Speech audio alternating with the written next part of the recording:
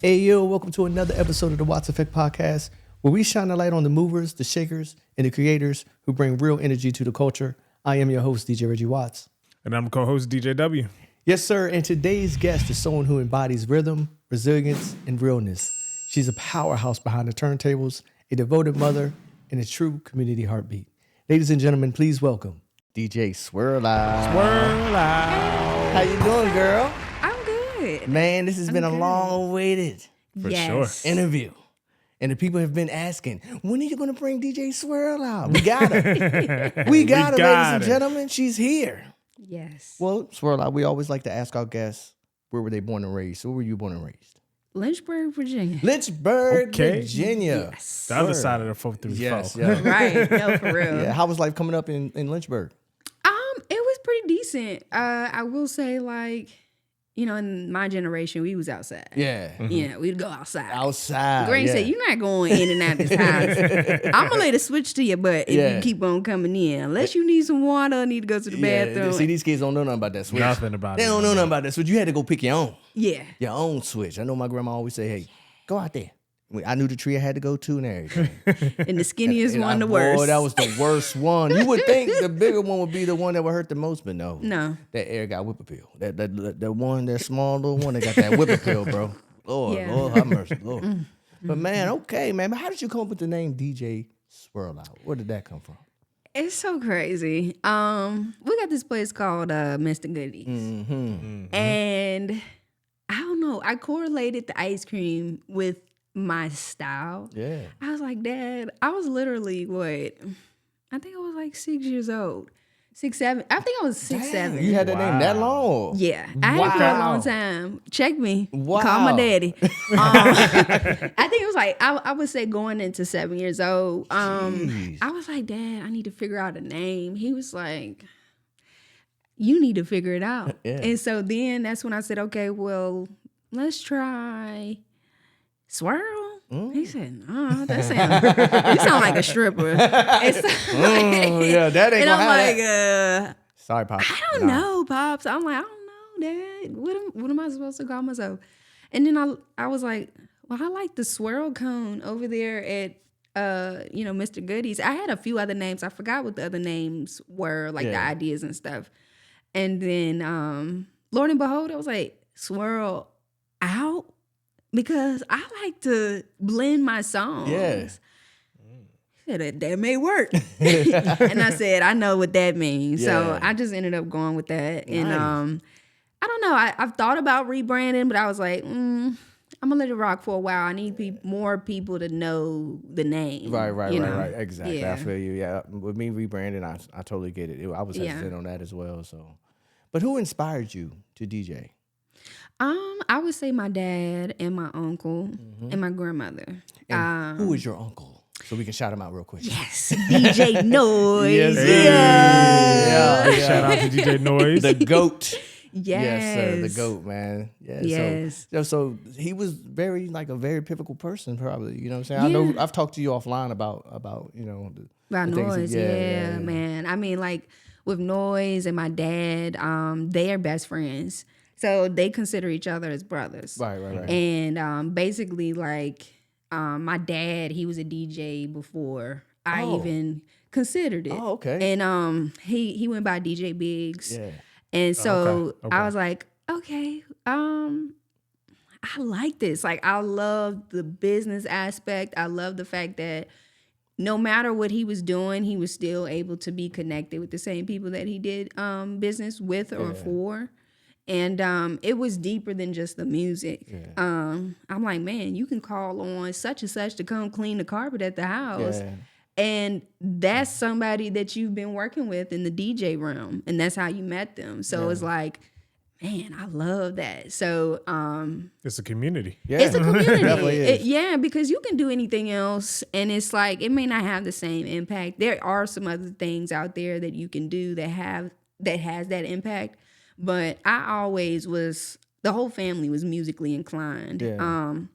And my grandmother exposed me to a lot of different music that people may not have been exposed to coming up. Like I always reference this, but like Quad City DJs Yes, sir. and like so many other different records. And she had a CD collection, and they were in like clothes bins. They were in clothes bins. Yeah. And all we had was that great boom box. You hook it up in the wall, and it take tapes too. Yeah. Oh, But man. oh my gosh. And she would just dance. She used to be, and I mentioned this in another podcast, she used to be a disco queen. Oh, word. With dancing. In her Word. time, yes. In the 70s. Yes. Yeah. Yes, 70s. I think 60s, and even I would say probably 50s too, as far as dancing wise. Yeah. But like she just was exposing us to just that liveliness and how the music will make people feel, and the nostalgia. Like, dang, we were just sitting in the kitchen, what they call it, pruning the green beans. Yep. And pruning the green beans and washing the collard greens and making sure the green beans were washed, and while we listen to grandma singing out loud and dancing, and she would dance doing house chores and stuff like that. Sound like my grandma, man. Yes. And Sound like my Sound grandma. like a good Sunday morning right Damn there. right. she was, Damn right. I loved her so much. I miss her. Yeah. But one thing I will say, she didn't play no mess. She didn't play no mess. She would curse you out in a minute. But yeah, man, like her, and after she had passed, that's when I started to dibble and dabble into like instruments, because again, the whole family's musically inclined, whether someone sings, or my sister, she was like main percussionist on a drum line at her school, from middle school to high school. My dad, he plays the keyboard and piano and sings. That's dope. I used to sing. We used to do like the church contest. I'm about to say, you look like a singer, man. A little bit, but Yeah. I don't. Time has passed. Yeah. But I will say, like, just after having my hands on like bass guitar, regular guitar, drums, because I still play drums a little bit. Piano, violin. I was like, dang, I can't get past intermediate. Yeah. And it just wasn't clicking for me. I couldn't do sheet music. I was always by ear. So I'm the same way. I was like, And so then I started messing with my dad's stuff. I would go to almost every event with him. I always used to be mad because he would do Job Corps and I could never go. So I'm like, damn, I'm too young. Yeah. But, once I was like, okay, I'm going to mess with it myself. He was like, how are you scratching on one of these little CDJs? Because it wasn't the newer ones. It was the ones from back then. So I'm like, I don't know, a little Newmark. They had a little knob on it. Yeah. Yeah. So, and then I was like, well, I've been YouTubing TLM and Jazzy Jeff and different DJs like that. And I'm like, I'm ready to go to the next level. I want the laptop. I want the board. And I look back, I was like, dang. I think he bought me my first like electronic controller. I think I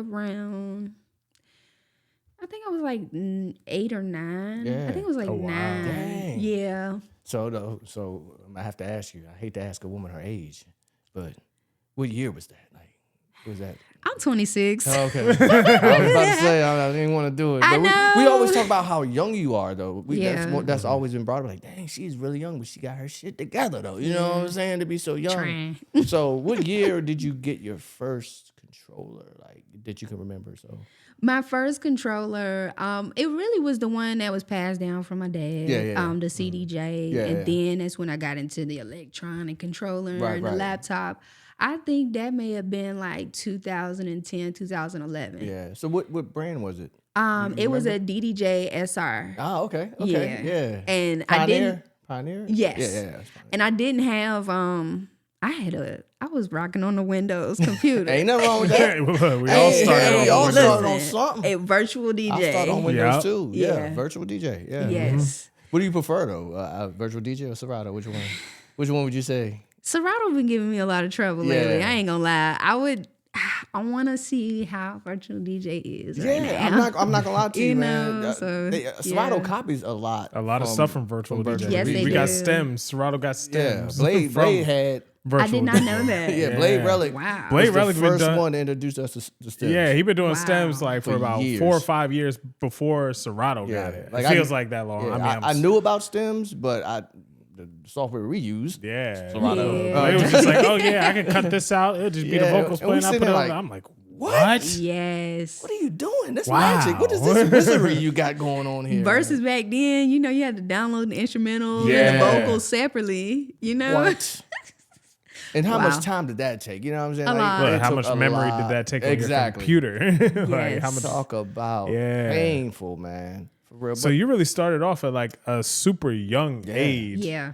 Yeah. of like playing around with DJ. Yeah. Like I did Yes. not That's know wild. that like as you know what 6 years old 7 years old you came up with your DJ name. I thought it was just like when you said 6 or 7 years old I thought it was just like a little childhood nickname or something like that. But nah, that was your DJ name. That was my DJ from name. 6 or 7 years old. So that's dope. pretty I was DJing my elementary school Oh dances. no way. My dad, when I knew, I'm like, okay, they about to have him come up here. Bass Elementary School. I remember like it was yesterday. Oh, that's My dope. friend said, oh, that's your dad. I'm like, okay, time to come around the DJ booth.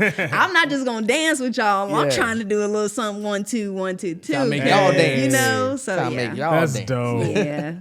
Yeah. So before the turntables, before the spotlight, like who were you before you became DJ Swirlout? I know you became it was at a young age, but like who are you beyond that? Who are you? Beyond that, so my nickname was Bubbles. Bubbles.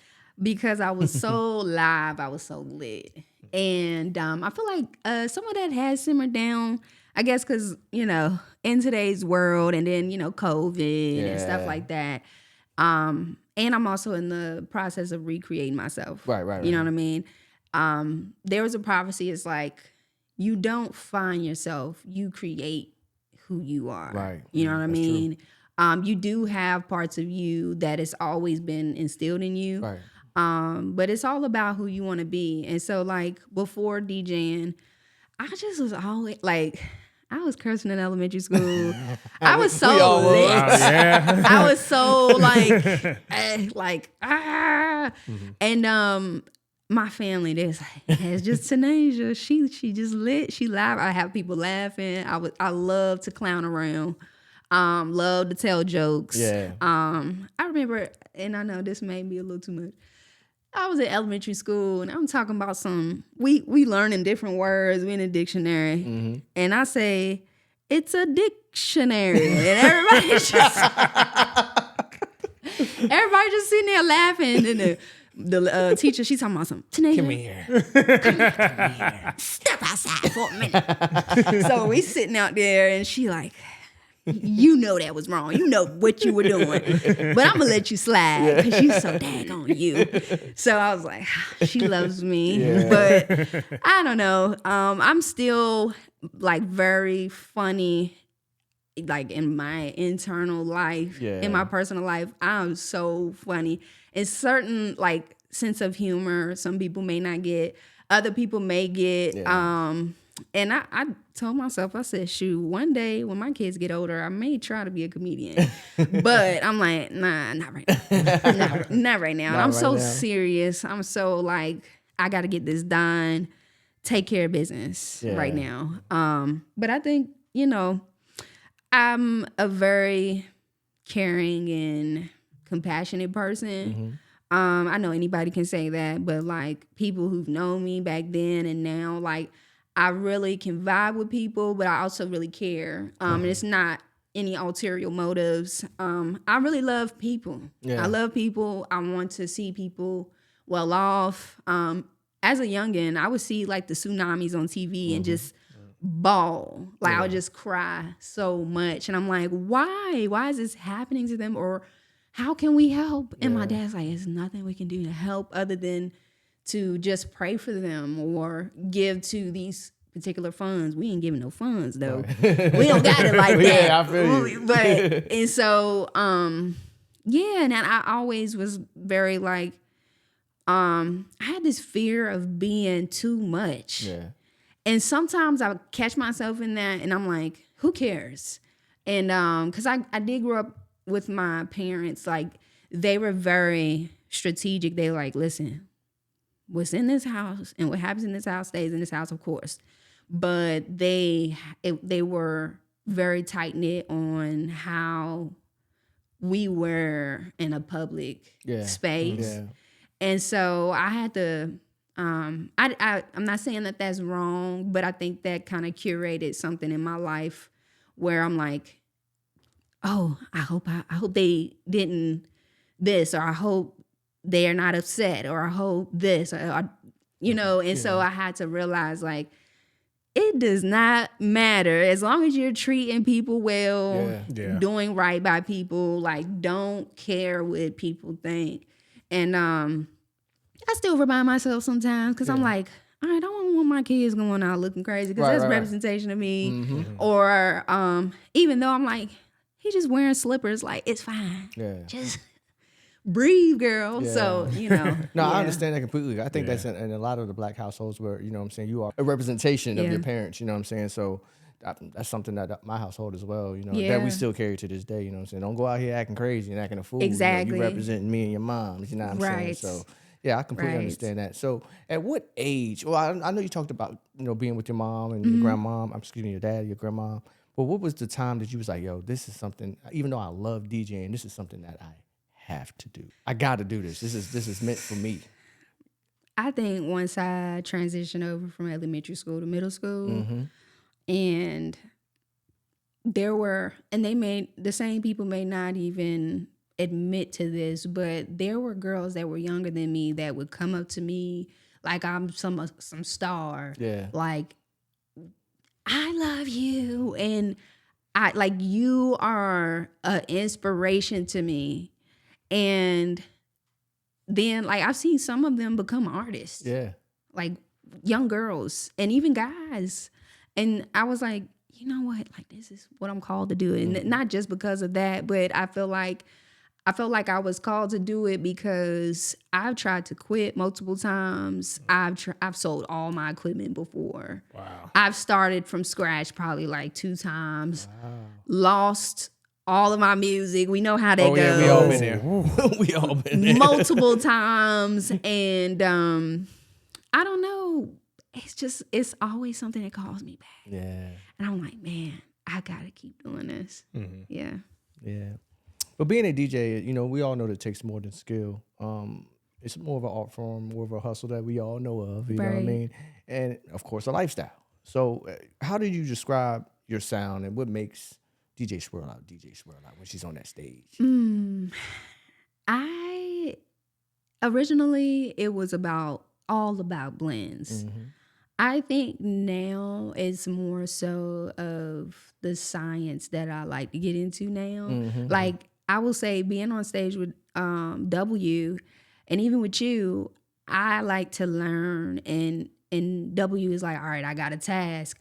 We're going to do song for song. Yeah. We're going to do this. He loves song for song. And those challenges, like, really help me out a lot. Yeah. Like, makes you think. You're like, it makes you think, and it makes me get back into the bag at home. Mm-hmm. So I'm like, you know what? Let me challenge myself more. And so getting into, like, my style, my purpose is to bring everybody under the roof and sound of music under one soul. Yeah. And so that could be like multiple genres. I love to bring multiple genres together and make people understand that music is not just what you're used to and what you want to hear. Mm-hmm. Sometimes you gotta let the vibrations of the music take you somewhere. Like, I did a Bollywood wedding. Never did a Bollywood wedding in my life. I always talk about this because I'm still shocked to this day. I don't know how they found me. I think it was Google. Yeah, exactly. I better Google reviews. It probably was Google. Yeah. And it's funny. Or it could be word of mouth too. I could be wrong. But. What's that? Bark.com. Oh yeah, yep. Mm-hmm. So before I had my business, I didn't even pay for the subscription for Bark, but they still found me. Oh wow. Yes. And so I was like, all right, I'm gonna go ahead and do it. Mm-hmm. So I did research and I'm like, what's the hottest Indian Bollywood sounds like? And then when I got there, and mind you, I'm still working on it. Mm-hmm. I didn't have the charger to my laptop. Oh, been there. Oh my gosh. I'm all the way in Greensboro, North Carolina. Oh. That happened to me too in North Carolina. So yeah, I understand. Something about North Carolina, huh? Yeah, it's something about NC. And it was crazy. But when I got there, I said, I'm gonna just make it work. And I was playing all the hits. And the dads, when the dads and the men they get up. When they get up and they come to you, they're doing like, something. how do you know all of these songs? I'm like, I don't know. I just, and you can feel it. Yeah. Like some songs, I've listened to it, even if they were top hits. I was like, this don't feel right. Yeah. Nah. And so, music is universal, and I'm trying to just, that's my art form. Yeah. I don't know how I'm going to do it. Some events I may blend, some events I may scratch, which is something I'm getting into more now. Some events I may do mic work, which I'm working on as well, which it needs to be strong. So yeah, I mean, it's pretty much, you don't swirl out. Like you don't know. We mixing it. We mixing Doing a little bit of it. everything. Yes. Yeah. But No, you brought up a couple key points that I want to hit on. Like you brought up the research, you know what I'm saying? And like I said, DJs, that's one thing that, and even not just DJs, it's everybody that we encounter. Like y'all got to realize what we have to do behind the scenes to prepare for these events. And I do love that, you didn't know about it, but you still took that challenge on. You was like, hey, I'm going to do this, even though I don't know what the heck I'm going to play. But you did the research. The research. Yeah. You That's did key. the research. And that's so dope. And you brought up genres as well. So right now, what is your favorite genre to mix? I would say right now, I love house music. Yeah. Oh, okay. I love house music right now. And there are very select places that I can play house music. Yeah. And I also love, I would say soul. Yeah. I love soul. I think those are my two mains right now. Because I feel like with hip hop, don't get me wrong, I love hip hop. But I feel like I get caught up in like eras with hip hop because I know in my mind, like some of these eras I ain't really vibing with right now. Like, and I don't want to We can talk for hours. oh my gosh. Yeah. And it's kind of crazy because I'll do a Sweet 16 and then asking for Sexy Red, and I just cringe a little bit because I'm like, the parents, they don't mind, which that's your prerogative. I'm not judging at all, but it's hard. It's very hard. is. Even at these school dances. School dances. Yeah, that's what they want to hear, and they it's wanna like hear the raunchiness. it makes it makes it hard as us DJs that are like, you know, we're trying to curate a polite vibe for the school, and all they want to hear is a Sexy Red and an NBA YoungBoy and whatever.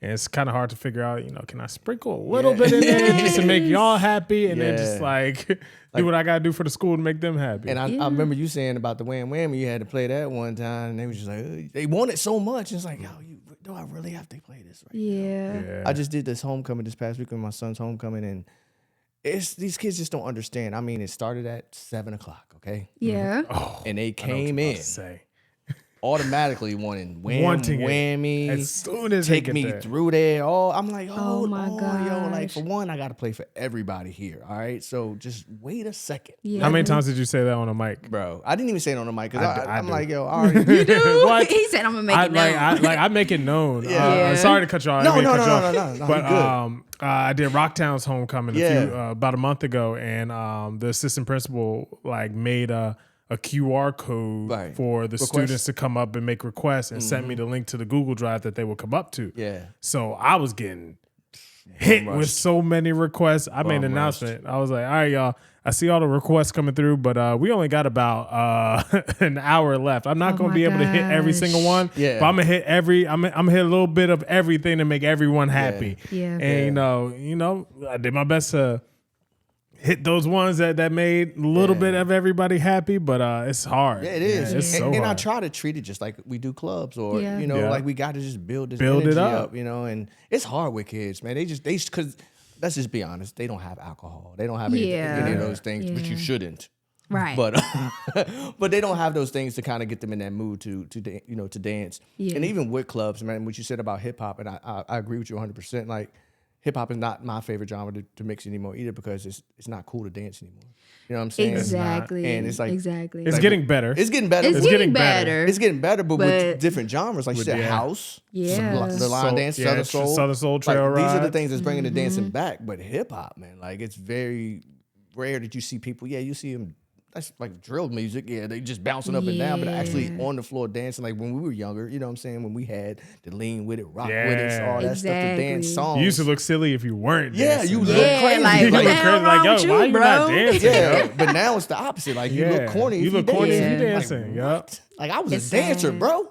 That's how I got my I wife. wasn't. I was. You know what I'm saying? I had to move. I baby. wasn't. I was in the corner. We all know your ass. I was in the corner. But yeah, that's how I got it. You know what I'm saying? So I was a Man. dancer, bro, when I was younger, man. And that's why I just always loved music. You know what I'm saying? Yeah, I will say though, like it goes a little deeper too for me, because I knew in my mind before I had kids, I'm going to raise a different generation. Right. Even my kids are going to be so them that they're going to make their peers want to be so them. Very important.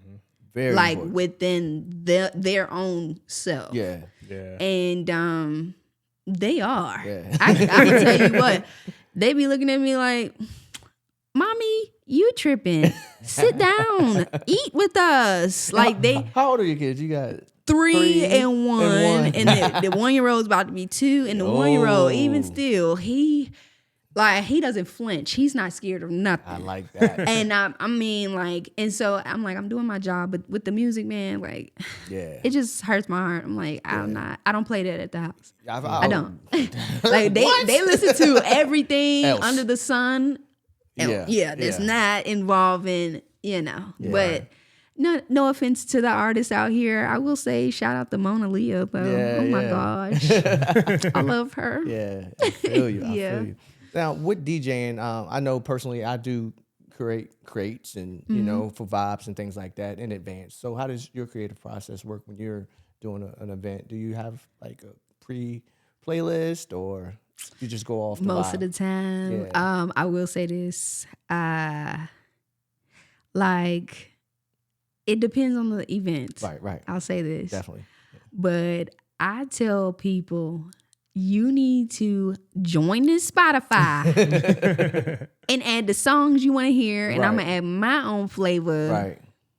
And when I do that, everything goes so smooth. Because you have an idea, you know. Yeah. I have a great idea, Yeah. even if it's 10 songs, because Spotify has something to where if I look at them songs at the bottom that they recommend, I'm like, all right, refresh. I don't like any of these 5 songs that's at the bottom. Yeah. Or I'll say, all right, let me, based off of their vibe, I got a great idea. Let me search some of these songs that I feel like hit the soul. And I try to, just like, for example, the, what is it? Remember the Times by Not Your Average Everything. Shout out to them. They had a Remember the Times festival. It was a 9/9/2000 festival. Yeah. It's about 4,000 people. And Jesus. I'm in there. I'm like, okay, it's other DJs before me. I'm second to last. Yeah. I got to kill this.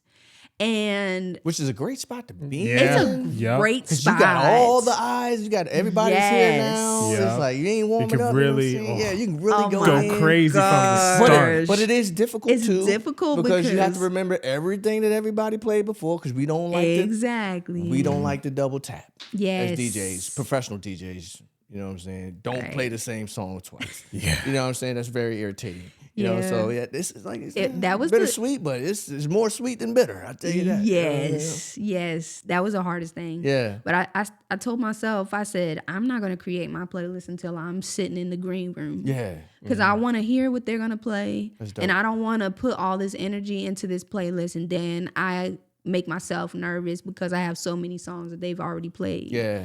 And so I'm sitting there, I'm like, man, I'm going to kill this. Hell yeah. And so I was like, what are all the sing-alongs? And sing-alongs, DJs always think of sing-alongs. It don't matter what type of set. Like even with like with the house, for example, we know Be Your Girl is like one of the top ones. I know people saying online, don't play that no more. So, or follow me. Right. But like, yeah, I just sat in the green room and finally, the other DJ, shout out to DJ Kid. He was like, I know what I'm gonna do. And then DJ before him, Purple Haze. Yeah. Shout out Purple Haze. Purple Haze. He went into the Caribbean bag. Ooh. And so because that was popular back in the early 2000s, man. The Sean Pauls, the Beanie Mans, yeah. And so he was like, dang, he playing all these songs. Now I gotta go back and he pulled his laptop out. He said, I gotta figure out something. And that's the bad thing about planning. Like, Yeah, so especially the for pros like and cons. festivals and you got other DJs ahead. It's hard. It's Like, hard, man. It's hard. Yeah. now I got a question for both of y'all. Yeah. Like doing a festival like that, it's probably, at least 2 p.m. to midnight or 4 p.m. to 1 a.m., something like that, where it's like, multiple hours, multiple DJs. Both of y'all's opinion, like, for a DJ that's playing at like 5 o'clock and, people are in there, you just want people to sit here and vibe and dance a little bit. Like if you play a song, that a DJ that's like a little bit later in the night is going to play it like as a 5 o'clock DJ, do you play that song or do you feel like you have to save it for the later DJ that comes on? Are you saying like at that type of event where it's at a that 2000? where it's like a 2000 like a festival or like even just like a festival to where it's multiple lineup of DJs, 5-6 DJs, everybody got an hour set. Yeah. See, that's and one you're of the those 5 things o'clock DJ. It's hard to do because like you said at a 2000s event, it's a billion songs you can play, right? Yeah. That are hot. And it's like, it's not fair for me to say, I'm not going to play this right now. It's not like being a warm-up DJ at a current party, that's going on now, you know what I'm saying? Where it's like, I can't play Sexy Red. Can't play that right now. Now, the prime DJ is going to play that song. Right. But at those type of events, I don't think it's fair to box people in. Yeah. You got to do your thing, man. Like, you do what you do. But it is the DJ's before you's responsibility to say, like Kid did, like, hey, man, he did that. I got to go back to the drum board. Now, how much time has to go past Right. you can say that? So, like, let's say Purple Haze did the Caribbean joints. It's 10:45 at night. So it's crazy. I'll say this. I feel like you can, because with Purple Haze, he was like, man, bump this. Yeah. I would be the same way. Because at that type of event, I'm like, yo, this is my set. I don't know. You're going to have to figure it out. You're going to have to figure it out. I will say, because those songs hit different at different times of the day. It's all about the vibe. Festival. Yeah. And I think that I feel like for DJ courtesy, don't make all your songs like that. You know what I'm saying? But it's a if billion songs. If you're the early DJ, right? Song. Early DJ. Where there's really nobody there. Yeah. You know what I'm saying? That's different. Don't try to hit it out the park. But if it's starting at 2 and it's 5, it's probably some people there that want to hear that. You know what I'm saying? They probably went off when he played that. So he was in his bag, like we say. He was in his bag. Purple Haze was definitely in his bag. DJ Kid did get in his bag, but I could tell, I'm like, okay, he altered some things. Yeah. But for me, that's the way it goes. That's the way it goes. It goes like that. It's not always fair. It's not always fair. Not. I'm gonna be honest. With multiple DJs, no, it's not always fair. And I will say, shout out to Showtime, because when I was rocking it, I was rocking it. And he's partnered with 102 Jam. Is it 102.7, I think. Was that Rono? Yeah, and Rono. Yeah.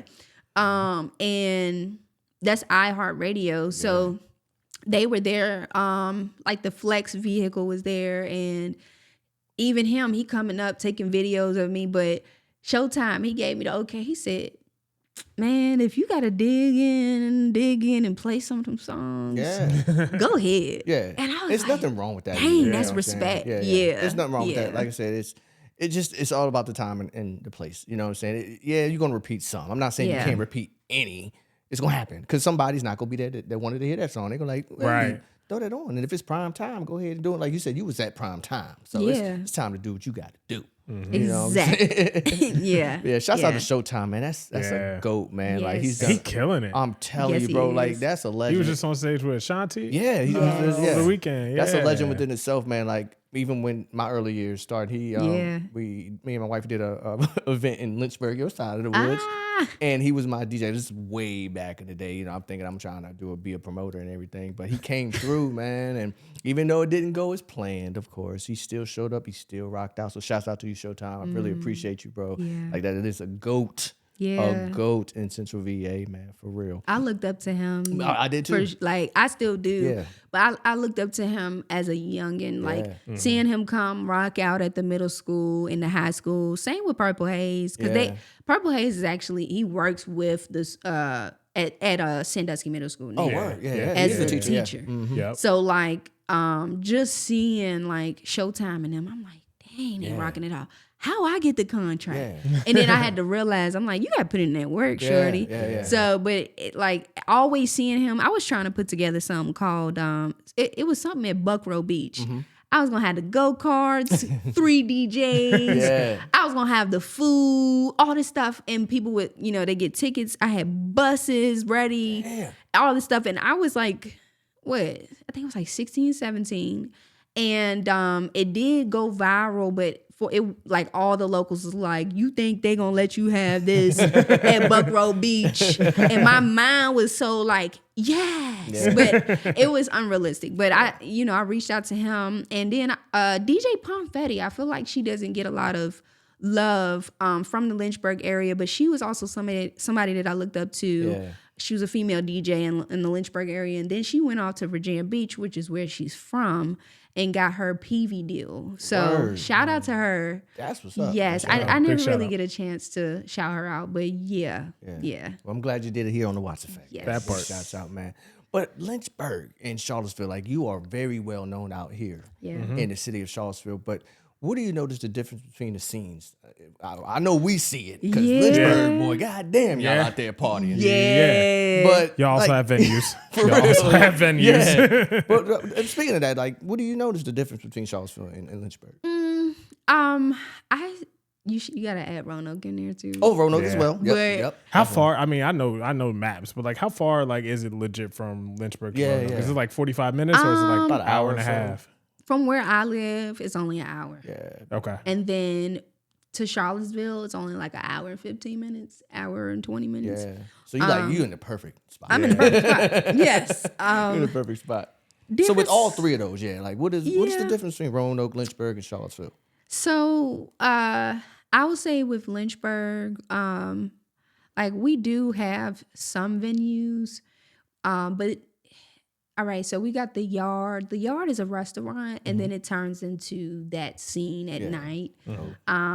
They do have a bar, but then you also have like the Trading Post, which during the day, they're supposed to be like I think like a Billard. I don't know. Yeah. Don't quote me, but that's like our one of our first, not first, but it's an 18 plus club, but older people be trying to get in there. The line is always backed all the way out. Still to this day? Till this day. Wow. To this day. They have an express line and then a regular line. Whoa. You can What's either this place pay called? the Trading Post. Damn. Have you heard of it? I haven't. Man, I haven't heard of it either. I've only been like once or twice. They have a DJ there? They have DJs, one upstairs, one downstairs. Damn. Oh, snap. And it's like Never heard of country. this. It's a country setting. They have the pool and upstairs, and then they have like the big stage upstairs. They have a bar. They got a bar where the pool tables are, and then they got a bar downstairs. So altogether, it's 3 bars, I think. Damn.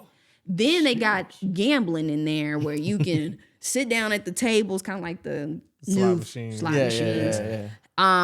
But I feel like in that space, dancing is. I feel like there's more dancing there. Some people do stand on the wall, but hey, it's crazy though. Yeah. It's like $30 to get in on the express lane, and then $20 to get in on the regular lane. Okay. Or 15. I gotta get out to Lynchburg. I'm telling you, bro, it's different, man. It's so and I will say I'm glad the Trading Post is still up and running, because a lot of times when we get places, they shut down because some people don't know how to act. I'm not gonna lie. We've had some shootings. I've been to an event where there was a biker gang or biker group downtown in Lynchburg, and I'm DJing. I'm not even 21, I don't think. DJing, got my costume on because it was like a costume party. And we're in a warehouse. This is like a no phones type of vibe. They had dancers. The dancers were, had their faces covered. And almost a lot of people from the city was in there. It was so packed, people was waiting outside of the door. Wow. And then they started shooting inside. Like they went outside, let the garage doors open, went to the car, started shooting. Man. And dancers falling on me. That was like one of the moments where I'm like, right there, Lord. Yes. So it was very close because it sounded like everything was so close. Yeah. Anyways, but somebody died. Somebody who was very close to the community in White Rock. And yeah, so it was a lot. But going back to like these different places, like even with Dish and with Stony Badgers, like these are like a Crown Jewel. These are places that are not popping anymore. Right. That used to be popping. Aside from that, the house party scene was so lit. Yeah. That's where I came up in. Yeah. And we had Project X type. Yeah. And I'll go on Facebook. I did a post recently. I said, hold on, let me see something real quick. Who used to go to I seen that post. Such and such. Yeah. Mm-hmm. Vincent Irvin, and then I always get his name wrong. I'm not gonna get his name wrong. I'm like, y'all used to go out to these parties? People like, hell yeah. Some people still to this day go up to them and say, I used to go to Liberty University or Lynchburg College, because we were younger than them, but they would still come to our parties. And they was like, man, these were so lit. And the men, they were dancing back then. Yeah. The guys was really dancing. And, you know, like the grinding and all of that. Like, it was lit. Yeah. And so, yeah. But comparing that to, like, Charlottesville, I will say... You can be honest. Be honest. I'm going to shoot it straight. Yeah. Keep it straight. I think y'all create the atmosphere wherever y'all go. So all right. Recently I came to Charlottesville just to go out.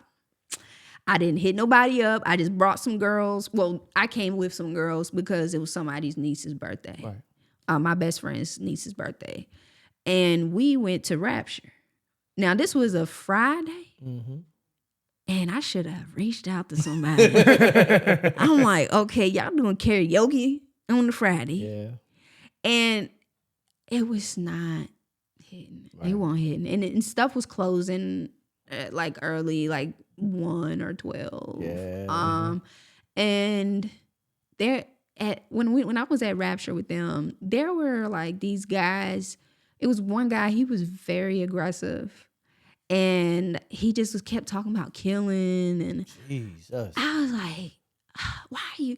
Then he's like, where y'all mans at? What they do? And I'm like, you want a problem with our mans too? If we had men, like, what the hell? Who was you on, brother? Yes. Like, and so, like, it was like hard to find a good time. Yeah, on a Friday. On a Friday. I came on a Saturday before. I will say, again, y'all really curate the space. The people that y'all bring into y'all's environments, they are great people. Yeah. And I think those are the people that I connect with the most. Is mutual friends. Right. And y'all, because if y'all ain't DJing, I may come to a Latin night. I'm open to it because I feel like they have a good audience too. Yeah. They dance. They got a good vibe. They got a great vibe. I used to go to salsa night, bachata night just for the vibe. Yeah. I didn't dance. You know, I was at the bar, sipping, but like I used to go just for the vibe. Yes. And just to watch their culture. Like their culture is so different than ours, especially like I literally watched a husband and wife come in and they both dancing with different people. Wow. And that's like normal. It's okay. Yeah. Because everybody wants to get the little salsa vibe and bachata and do it with everybody. And they may dance like once or twice, but majority of the time, every song change, they with somebody else. Yes. And it's just like, yo, that's okay. That's dope. Not in our culture. Not in our culture. Hell no. No. You even think about remember, dancing with my back girl. then? Like, what? Yeah. You know that movie when the little light skinned girl, she I think they had cursed the family or something, but it was a black family and the dad was cheating on the mom. But they were able to dance with different partners and stuff. That's what it reminded me of. I don't know what that movie called. It's a good movie, but I feel you. nah. Yeah. And then aside from the Latin night and all of that, UVA keep me busy. Yes, Yeah. that's a I'm gonna different tell scene, you what, though. it's That's a so whole different. scene, man. And I like specifically, I like when the BSA reaches out and the Young People's Alliance. When the BLSA, shout out to them, Yeah, it's a UVA, party. BLSA, It's a party. It's gonna be a party. A mixture of people too. Oh my, yes. Yeah. Even Fried Franks. When I did Fried Franks, when they started pouring in, I ain't gonna lie. I'm like, it's over 1,000 kids. Early too. And I only got a 10-minute transition, even though I've been here for 2 hours. This is crazy. Yeah. And I was nervous, but then I was like, I got on the mic. I said, what did I say? I said something like, let's get this party started. And They all went crazy. They were like, woo.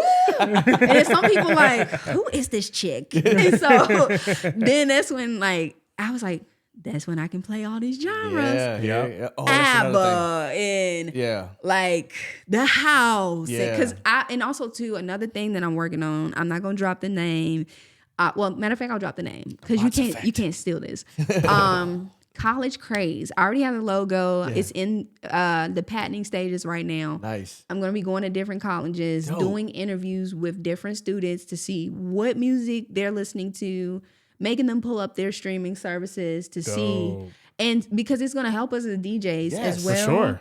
And then I'm going to try to get to the nitty gritty of who is the most popular artist on campus right now or a popular band. Yeah. And then get them a free beat, get them to come in to the studio that we get them set up with for free. Yeah. Outfit, and then the video for free, and then put that full production on Roku. That's dope. And that way everybody who's all a part of that full production can also be highlighted as well.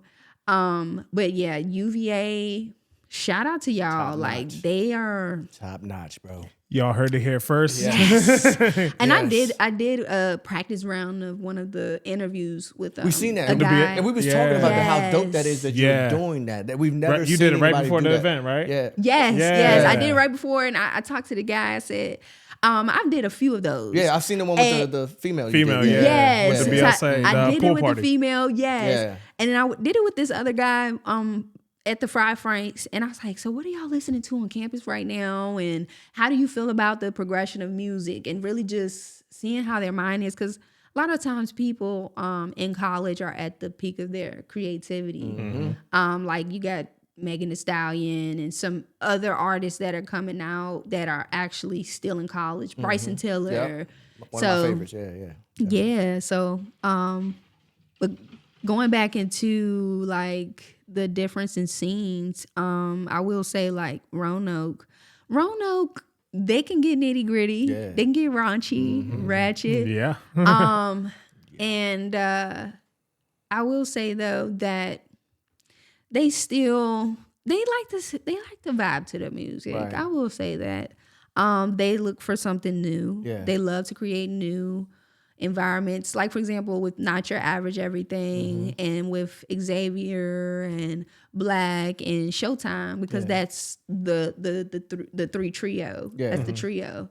Three Musketeers. They create different atmospheres there, and it's a beautiful thing. Like they did Afro on the Ave. Ooh. I actually heard about that. Oh my gosh. I was able to, they asked me, that was like my first event that I've done with them. They were like, can you come and play Afro beats and like Afro Latino and just different music within that realm. I said, yeah, I could do that. I like that. I could do that. Yeah, and it made me feel more free because Yeah. I'm like, I feel really confined sometimes. I played soca. I took it all the way, and I was glad that I was able to do that before other DJs came on. Yeah. And it was my like, oh, I'm getting my feet wet. And so yeah, and with Natural Average, they create so many different like atmospheres. They did something recently that I was a part of. It was a blessing to be a part of. Ignite Your Purpose, and it was for young girls, high school. I think it was middle school, high school, or just high school. But they had different speakers, they had different workshops. But overall, I was able to DJ throughout the entire day, change the locations within Hollins University. So I went from a hall, and then I went over across to the other building, to the cafeteria. And the girls were very intrigued. They came up to me. They were like, how do you do this? And I want to be a DJ. I think I want to be a DJ. And they were just sitting there watching. I'm like, man. So it's not just a party scene in Roanoke. It's not just a party scene in Charlottesville either. And then in Lynchburg, it's not just a party scene there either. I like to see what happens outside the party scene and the club scene. And I feel like all three places are very profound when it comes to stuff like that. Like what you guys do here in Charlottesville for the community, it's amazing. Like giving out free pairs of shoes, new shoes. And I haven't seen that. I haven't seen that. In Lynchburg, we do what we can. I think it's just about, and I'm not just going to say the Black community, but the Black community, y'all come together when y'all need to come together. And I think we're still working on it. It's hard. It definitely is. It is. It's a lot of trauma with us. Yes, it definitely is. You know And what I'm saying? I think the that's trauma, the trauma in the city is what really built the community. I mean, there was work that happened before the trauma, but I feel like, after the trauma is when we really came together and was like, we have to do this. We have a purpose now. Like this is bigger than, just us.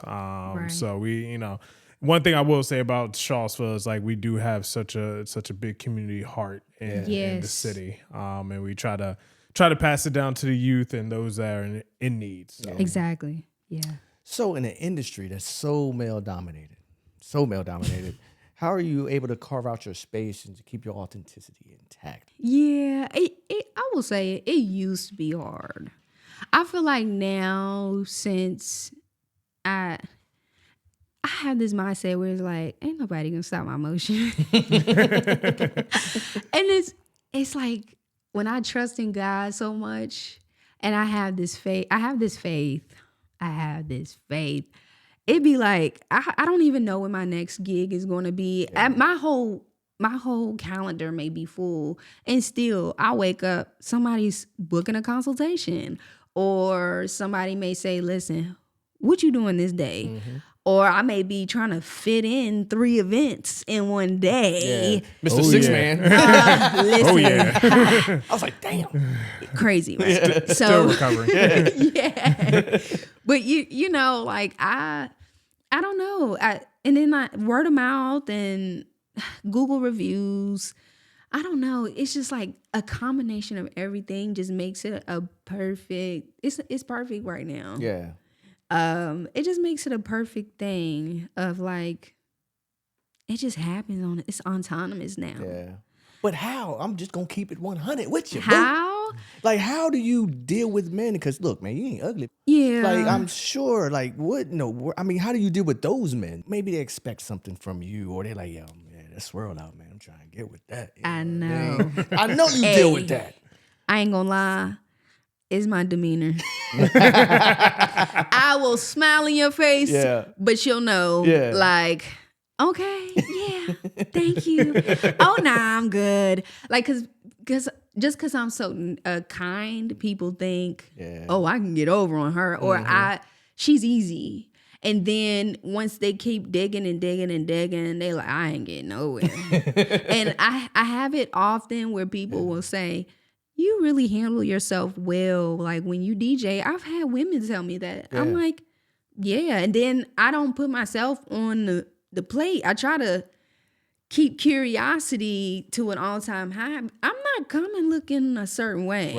I may show a little skin here and there, but I'm going to come like, oh, I like her swag. She got respect for herself. I may see, I'm not going to lie. I was in Culpeper. It was this guy I knew. I'm like, he like a wolf or a dog. Yeah. And the way he approached me, he said, I don't mean no disrespect, but I love your vibe. Yeah. And he's like, I would love to keep up with you. I don't even care if you don't talk to me. I just want to keep up with you because I feel like I care about your well-being, even though I don't even know you. I just love your vibe.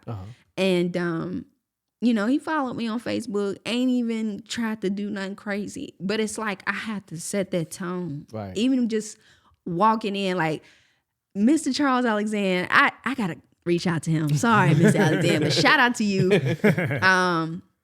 It's been some time. But he was like, when you put them shades on, you look like you mean business. Yeah. I'm like, I do. But, it's just a way, because I will say I've had that happen before where we was at the clock tower at your event, and I wasn't DJing at the time. I was just, I think the band was on, and that's this guy, he was like, come here, and he said, how can I book you?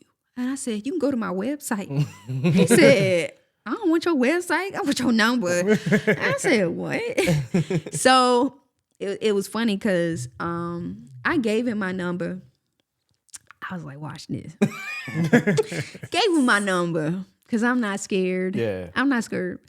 And he called me. He was like, so what's your rate? And I said, well, you got to pay this deposit, and the deposit is separate from my hourly rate. You want me to travel back to the clock tower, you got to pay for this. And he was like, oh, so the deposit ain't in the hourly rate? I said, no, sir. And he was like, how old are you? I was like, I don't know why this matters, but I am this age. He was like, oh, okay, you seem older than that. I was like, oh, okay, I guess that's a compliment. Thank you. And so he was like, well, after the conversation, he said, my manager or whoever administrator is going to reach out to you, and that'll be that. And then they reached out again. They were like, so the deposit really isn't a part of the hourly rate? And I said, no. Never heard from him again. Yeah. So you got to stay solid. I like that. Business is business. I like that, man. For real. Because every DJ is different, of course. But I love how you stood your ground on that, man. But what advice would you give, like the females that was talking to you, like, I want to be a DJ? Yeah. What advice would you give to those females coming in that want to be a DJ like you? The advice I would give is always do a legally binded contract. And when you do a contract, make sure they sign it before you pop up to the event. If you got to remind them back to back, do that. And then to make it legally binded, just take a deposit. And you don't have to make your deposit part of the hourly rate if you don't want to. Right. Your price is your price. Exactly. And yesterday's price is not today's price. And I'm still having to tell myself that. Like, for example, I did Crunch Fitness. And that was this week. I did it before. I did it for free because I'm like, shoot, that's how I became Brewster's official DJ. I'm coming for the exposure. Yeah, it's okay. It's okay. But you got to stand your ground when you want to get paid. And then also, too, don't be afraid to say no. Don't be afraid to not take an event. I will say, though, if you don't take an event and you feel like you know another DJ that is good or great for that event, subcontract. Even if you say, hey, listen, I want to take $100 off. Did you hear that, DJ W? I knew he was going to interrupt you as soon as you said that. I did not mean to interrupt. No, you good. I knew it. But did you hear that? Okay, continue. Yes. Thank you. I just wanted to point that out. She's too nice. I be feeling the same way too sometimes because I'm like, I want to take all the gigs, or You don't have to, man, because you can still get your bread. You can still get your bread. Yeah. I would like. You can be the middleman. Like, hey, look, I got this gig for you.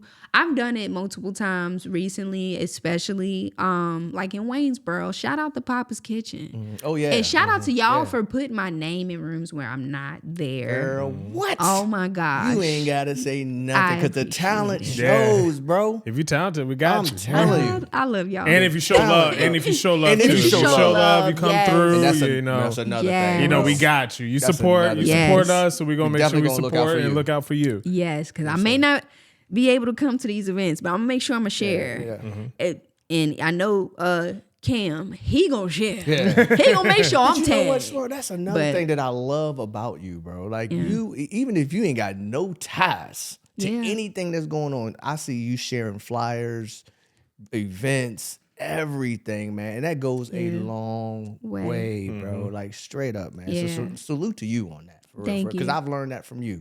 I'm telling you, I'm a very selfish person sometimes. Yeah. And I've been that way over the years, but I'm learning too, I'm not saying just recently, but over the years, I've been better at being like more receptive to like, yo, bro, you can't be like that, bro. Like Yeah. you really have to, like W taught me that. When I met him is when I learned that back in 2015. Okay. I learned that from him, not to be so selfish and to really show love to your peers, because that's how you're going to get love back. You know what I'm Right. saying? So thank you, DJ W. I for that. got Yes. you. I can teach a But life lesson. That would be I'm another telling you, thing. I'm way older than him, but I've learned so much from this gentleman right here. Yeah. And I've learned so much from you. So I just wanted to take that moment out just to say thank you both for teaching me. Yes. You know what I'm saying? Yes. Those Especially, things. shout out. Hey, Yeah. That's a good dude right Listen. there. Oh, man. have mercy. W. I'm Hey. telling you, bro. But that is another thing that I would share with young girls or young guys who want to get into DJing. Always show love, and show real love. Don't just make it something that's like, oh, I want to support them because I want the support to come back. Right. No, just do it if you feel called to do it. If you feel like, man, I love their movement. I love what they do.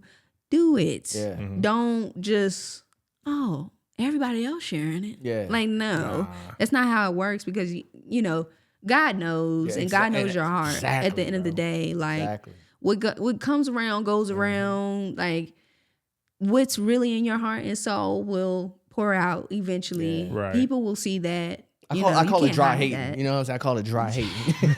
Yeah. And I will say this though, like, I know sometimes I get some slack about like, okay, it's this hairstylist, that hairstylist, or this nail tech, that nail tech, or these women in business. Why don't you share their stuff or support them? Well, sometimes I may hear through the grapevine some things, and I'm like, okay, I don't want that tied to me. Or they may be a great person, but at the end of the day, I've never seen them show love or come to an event or anything like that. And it means a lot as a woman. It means a lot when I get support from other women. Yeah. Because when I don't get that support, I do feel isolated. I feel alienated sometimes. And I think it's just because people think, oh, she's just a DJ. Being a DJ is a lot. Yeah. It's a lot. People don't It understand. takes a lot of work. Definitely And some days, like recently, I felt as if, okay, I might be hitting burnout, but I know what to do not to get there. But trying to separate personal life and my DJing, like, it can be hard. Yeah. I'm like, dang, okay, I just got the kids ready for the day. I went to work. I went to 2 different locations for work. I've been up since 6 o'clock this morning. Now I'm gonna be up all the way up until 6 o'clock in the morning the next day. Man, girl, you preaching. Oh ain't lying. my You preaching, bro. gosh. And I'm doing this by myself. Yeah. And so that's, and then I've like Devin have seen it. I don't know if he picked up on it. I think the last time I DJ with Devin, it was just one thing after another. I'm like, dang, I thought I locked my keys in the car. Yo, Keys yeah, sitting yeah. right there in the work area. I just came from this is what it was. I had UVA's pool party for the BLSA. That was a social. Then I came all the way back to Lynchburg for DJ Noises. And I don't know how you did this. He was telling me about it. He was like, I don't know. He told me, he's like, yo, I don't know how she did that, bro. Yeah. I was like, yo, that swirl, man. It was crazy. Like the DJ Expo. Yeah. And then it came straight to Mexicali. Still made it semi on time. And then I changed, put heels on. What the hell?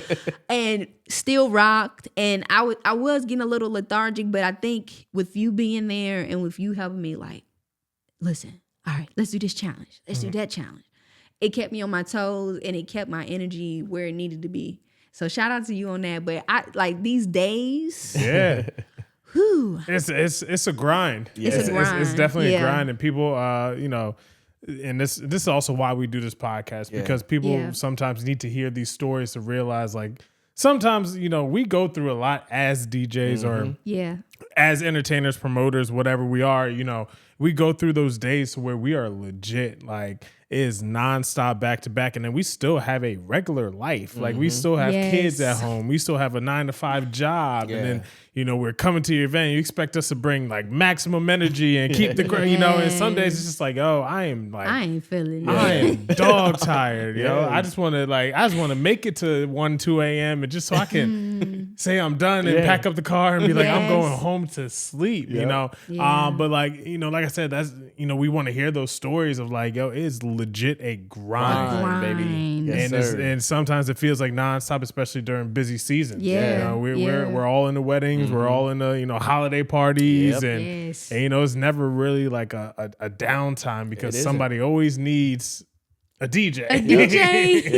I'm a part of this DJ community, and a DJ said something about like, I can't remember what he said, but I was just like, yo, bro, what are you doing? There's no downtime with DJing. Like you said, we got fall wedding season, holiday season, maybe between January and March maybe. You know what I'm saying? January, March, the cold months, but you got little club events, you got some other stuff, but March all the way through to December, it's nonstop. It's nonstop. It's go time. Summer? I mean, oh my gosh. Oh, crazy, man. Summer. Everybody want to do an event outside. Everybody want to have a cookout. Everybody want to have a party. It's just like, okay, I got you, but you got to pay the price. Yeah, because now you got to start to make it worth my time. If I keep on going back to back to back to back. Exactly. Soulfly, DJ Soulfly said, shout out, that's my dog. Shout out to that's my dog right there. Big Soulfly. He was like, hey, you got to up your price. This was this year. I was like, straight up. I thought this was me upping my price. Nah, so I said, I do need to up my price. Time, for real. Especially if I'm driving home and I'm driving home literally because I got something in Virginia Beach coming up. Yeah.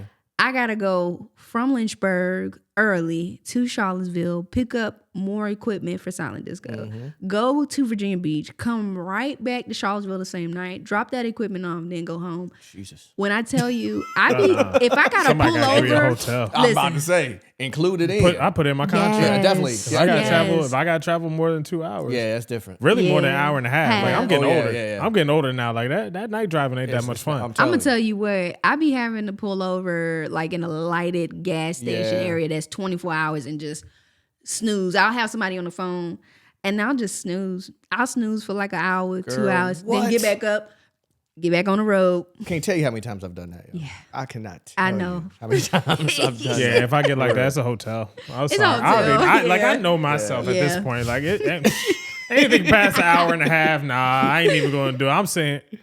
And like I'm and this is bad for me to say, but like I can't pull over and take that nap. Like nah, because I'd rather be like, yo, I'm pushing through. I gotta do whatever I gotta do to push through. Even little 45-minute drives after weddings, I'm sitting here like, oh my gosh, oh this road is so boring and it's dark and like I'm half asleep, but I push through. So now I've learned myself to be like, if it's over an hour and a half, I need a hotel room. Yeah. Like I need, like I'm like, I can't do it no more. Like I'm not built for it no more. To where I think I can, push myself to, go that hour and a half, 2 hours back home. I can't do it no more. Which is crazy because if I put some music on, I'm like, dang, I just listened to hours of music.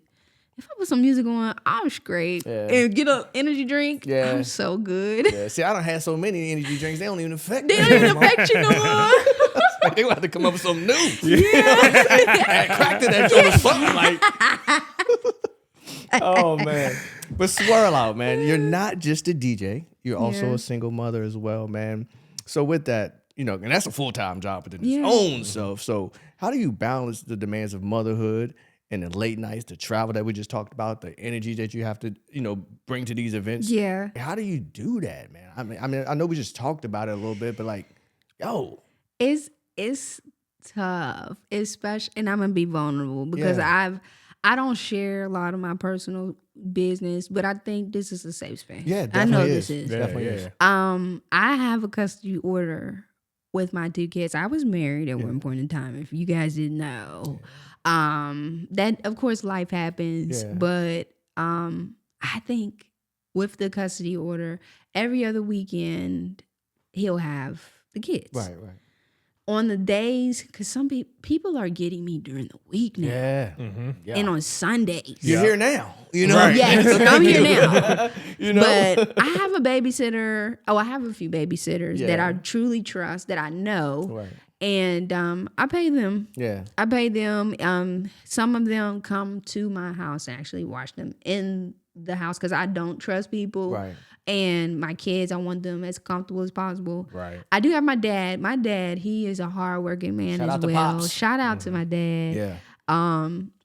And I know sometimes he can't watch the kids. Right. But tonight, and even my kids call him Papa G, and then Grammy. So their grandma, which is my stepmom, my mom, you know, she'll watch them every now and then too. But they are so busy. Like my stepmom, she's her own business owner. She has 2 shops, one in Lynchburg in the mall, and then one in Valley View Mall in Roanoke. Nice. Wow. So she's very busy, and my dad is very busy as well. He's been with the same company for 20 years. And so to get their help, it's really hard. Yeah. And my mom, she's very busy as well. She got multiple degrees, multiple jobs in Greensboro, in North Carolina. Yeah.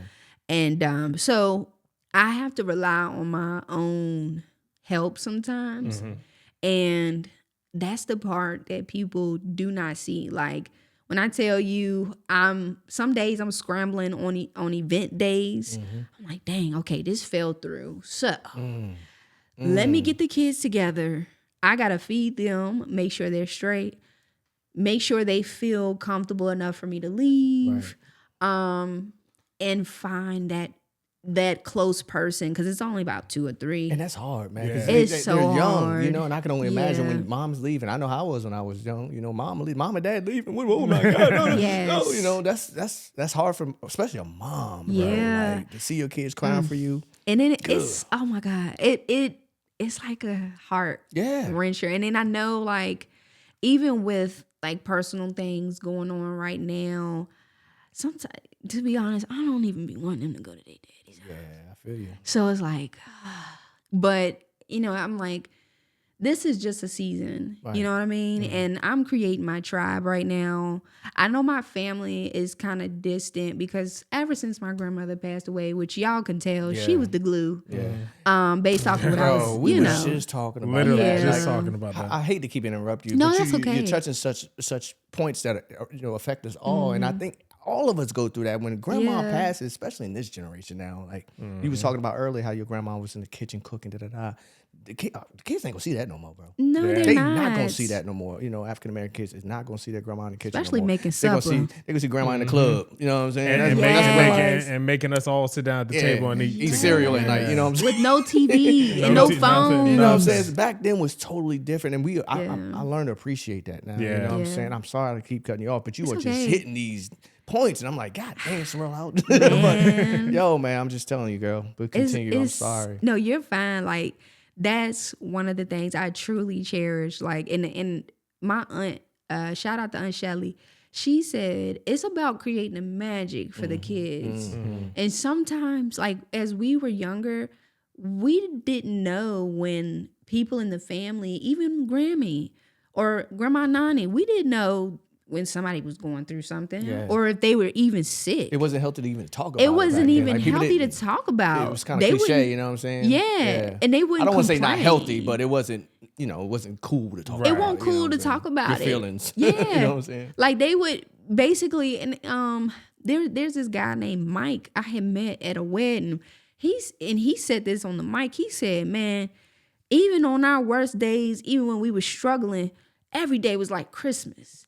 And I was like, man, he was like, we tight. We got each other. If one ain't had the other, we ain't never watching nobody struggle. Like, we tight. And that's how I remember family to be. Yeah. Like, even with my dad, because my parents would go through stuff when I was younger, but and I would see some of it because they were more of the younger parents. Right. But they always made sure that the household was stable. Mm-hmm. And even with grandma, they like, all right, we don't even know what this next meal gonna be, but we're going to grandma's house. Right. We getting a full-blown meal. We having leftovers for the next day. Even if my dad didn't have $5 to give me for lunch, he like, listen, I'm gonna make a way out of no way.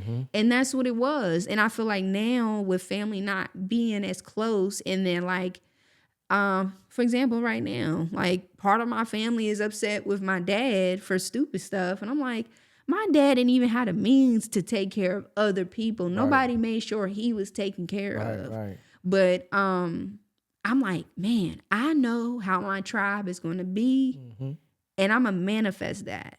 And so far, so good. Yeah. I've been finding some amazing people. Some people, they've already been around, and we haven't even connected until I came into a certain point in my personal life, in my spiritual life, in my time, in my space with God. Yeah.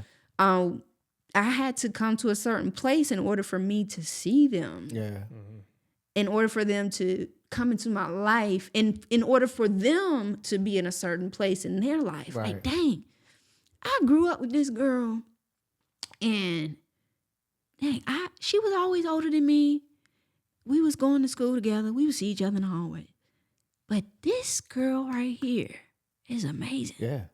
So to see that in different people and just really curate that tribe, that's what's needed. Yeah. So that's like what's helping me as a single mother right now. Yeah. And then with DJing and just balancing things out, and understanding that good things can last a long time. Yeah. It doesn't always have to be short-lived. People are not always going to wrong you. Like, there are people out here who are solid. Yeah. And so that's kind of how I'm staying sane. And, I know that was long-winded. No, but that's what we Yeah. need, That's man. what This we is what wanna this is hear, all about, yeah. man. Yeah. But I've known you for a while now. It's probably been about 3-4 years that I've really like known you. Yeah. And I've watched your progression, and it's just, I know you like, I don't know how this is happening. Girl, it's because of who you are. Yeah. Like straight up, your energy. You deserve to be blessed, man. I And that's why you are appreciate it. getting all these blessings, because God sees you. You know what I'm Yeah. saying? It's only gonna get bigger. So Yeah. I hope you are freaking ready, bro. I'm ready. Because I'm telling you, bro, I can see your name in lights, bro. Like, that's Yeah. how big it's going to get for you. Like, I see it. I seen it then, like, for real. I seen it. And I'm like, that girl going to be something one day. Yeah. You know what I'm saying? Even out here, you was getting booked, and, with the time we invited you to come. Yes. That was my first time playing with you know what I'm saying? And I remember that night, bro. Oh my man. God. Bro, I think I heard this story. that night, and I was so proud of you, bro. Oh, but you came in, and we was setting up. You came and helped me set up, so I thank you. I appreciate that. Yes. And of course, just like when you was with W, stuff just started collapsing. Well, I think it was your controller wasn't connecting to your laptop. No, What the was it? controller was not connecting. Well, it wasn't syncing with the laptop. Yeah. And then it was taken. And that's when that was that daggone Windows computer. I wasn't even on Mac at that time. Yeah. So I was like, why am I having to download the driver Yeah. again? It said it was going to take an hour. I said, and mind you, I was married at the time. Yep. The person I was with was not making anything better. And the caterer, she was catering at JD. It was JD's was her spot. Oh, you're talking about, is it? Oh God, Janita? Was it Janita? Is that who it was? Her daughter? Her daughter works at Wawa. Deja. Yeah. Okay. Yes. Gotcha. Yep. Deja was there. Yep. So they were there, and they were like, and she talked to me about it like later on in life, like years later. Yeah. You couldn't see it, but it was so much anxiety going on at that time. But I said, no, bump this. Any adversity that comes, any obstacle, we're getting through it. Yeah. And so, you did. yes. I'm telling you, there's only a couple people that I know can play off my computer. Yes. Lay Relic is one of them. Deborah can do it too. If he needs to. It's a challenge. It's a challenge. My crates everywhere, y'all. I'll tell you straight it's a up. challenge. I got 1,000 We can make it work. He But got 1,000 crates. But she came and I was like, you know what, girl, come on, man. You can play on my joint, man. Like, you here. Like, you got to do this. Like, come on. And she got up there, man, and had the reins. And I tell you, man, had that joint jumping, bro. Off my crazy crates. You know what I'm saying? Yes. And I just want to salute you, man. Like I said, there's only a handful of people that can do that. But that's another skill as a DJ. You have to learn, to play on other people's stuff, man. But another question for you. Okay. If, one of your children or both of your children could describe you, what would your kids say about mom if they could describe you?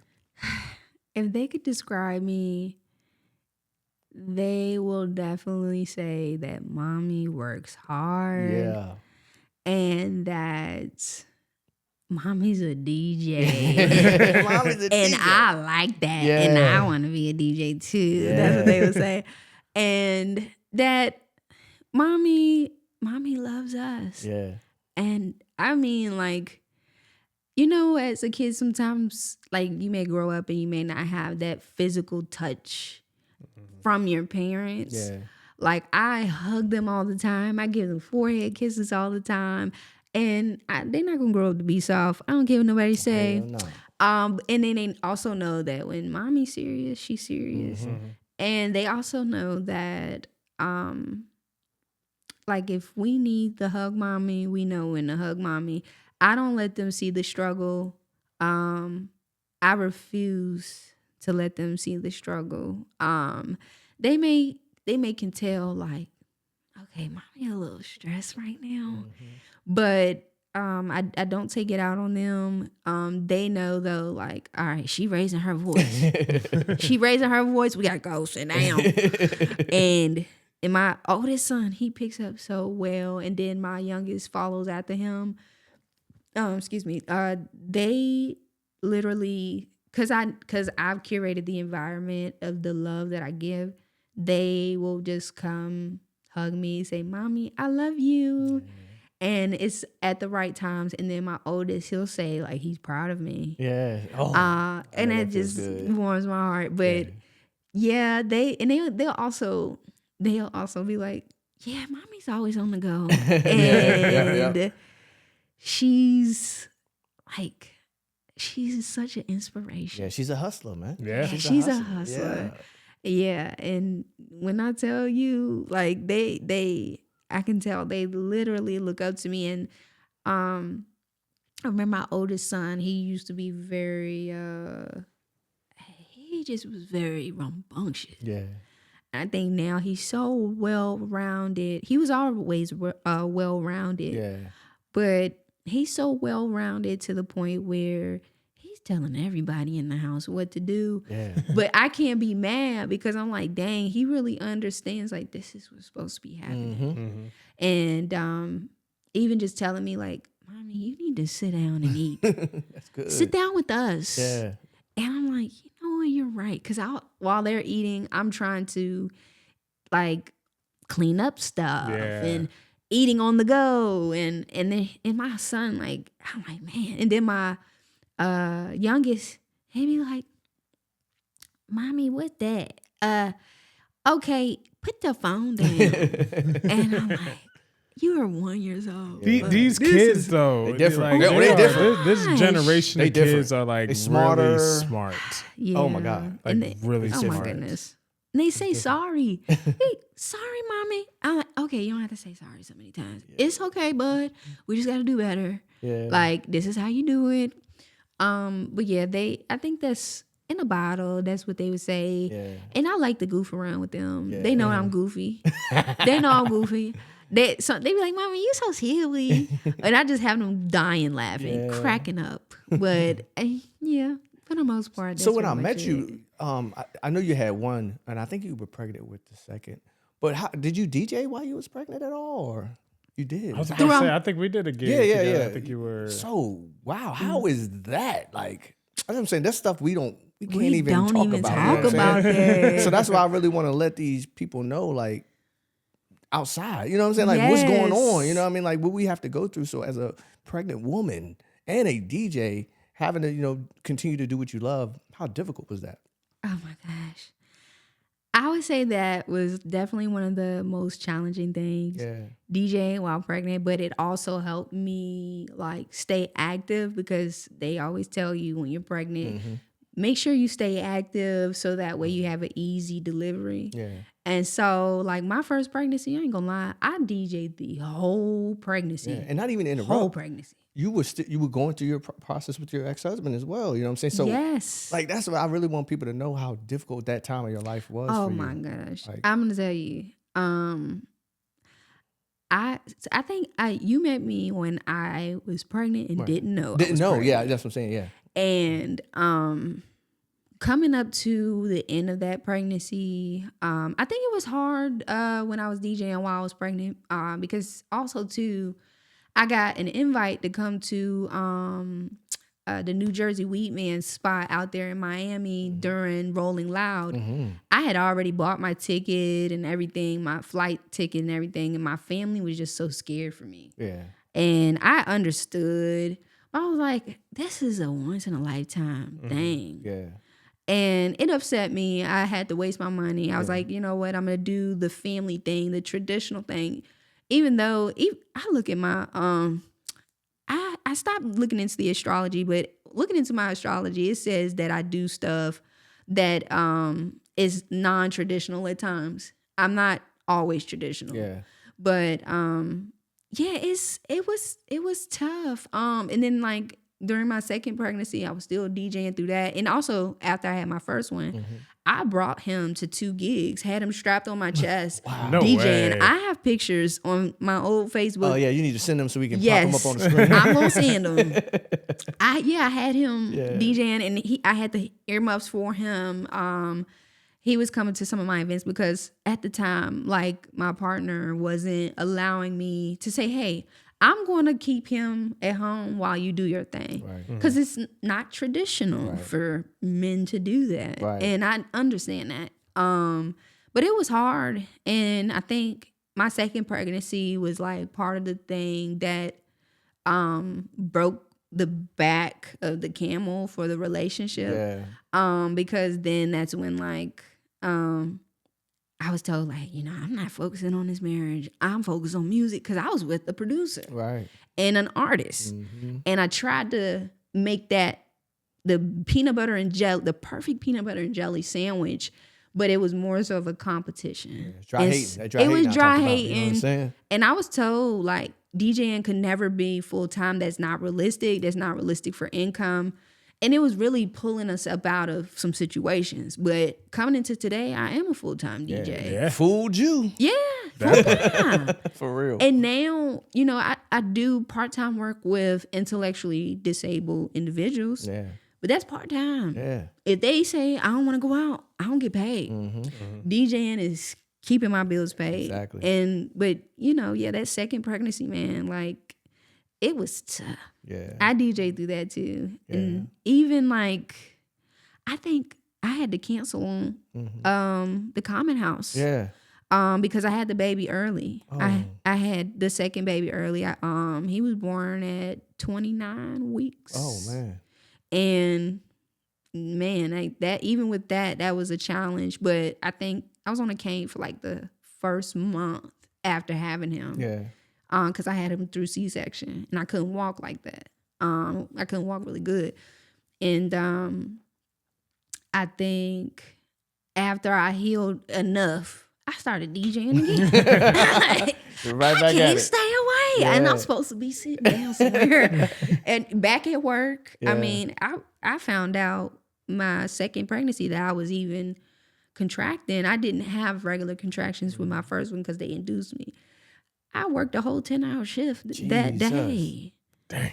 And I'm like, am I having Braxton Hicks? The lady across in the kiosk in the mall, she said, maybe you're having Braxton Hicks because you would be feeling some different type of way if you was having real contractions. Right. Mm-hmm. Whole time, I couldn't stand up for 2 hours. I'm sitting there taking people's orders and checking them out at my stepmom's shop. And I drove myself to the hospital. I tried to call their dad, and he's like, look, I ain't answering the phone. I don't, because, you know, at the time, when you're going through a separation, you just, like, it's just so many emotions. I don't even blame them. It's so many different things and moving parts. But, yeah, I drove myself, and then the doctors didn't take me serious. They wouldn't park the car. I had to go through check-in first, which was like 30 minutes. I had to wait a whole hour just to get upstairs to get in a room. And at this time, I'm having a wedged breech baby. And his butt is up here, and his head and his legs are like that. Oh, man. And so they had to do emergency C-section because he could have died. I could have died. Yeah. They just found the right procedure within the past few years to even get wedge breech babies out. Wow. And so it was crazy. It was a mess. But I will say I was thankful for that because that was like one of my lowest of lows moments in my life. And I was like, if I can survive this, like, You can do anything. I'm sitting there peeing in the bed because I can't get up. Yeah. Like, it was so many different things and going through PT, and it was a lot. Yeah. So But you I'm overcame. here. You are here. You are Thank here. the Lord. You ready to have some fun? Yes. All right. So this is the segment that we call Would You Rather. So I'm going to ask you Okay. a series of questions, and you have to answer them as quick as possible. You know. So the first question is pretty easy. Okay. Headphones or no headphones? Headphones. Request or no request? Request. Would you rather DJ the biggest festival in the world or headline an intimate underground set that only true music lovers know about? An intimate underground set. Nice. Would you rather lose your entire music library or your favorite pair of headphones? My favorite pair of headphones. Got you. Would you rather spin vinyl only or digital decks forever? Controllers. Have you ever DJed on vinyl? Yes. Yeah. I was about to say back in the day. Oh, that's which one would you rather do? Would you rather go back old school or keep it new school? new school because I can still have the vinyl feel. Gotcha. Yeah.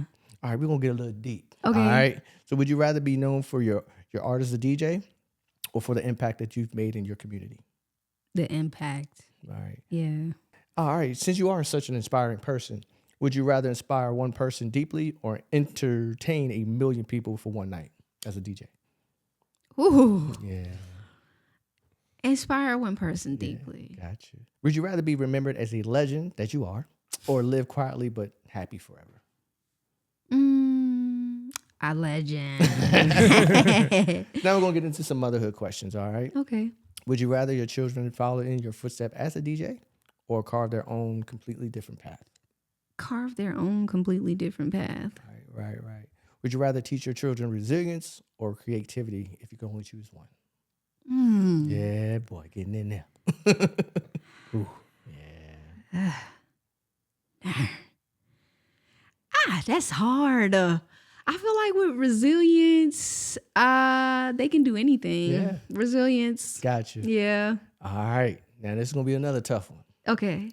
Would you rather have a 9-to-5 with stability or the unpredictable freedom of the DJ life? The unpredictable freedom. That's where we at right now. All right, we're going to get a couple more because I know you're a community person, which I want to get into as well. But would you rather change one person's life completely or positively influence an entire generation? Even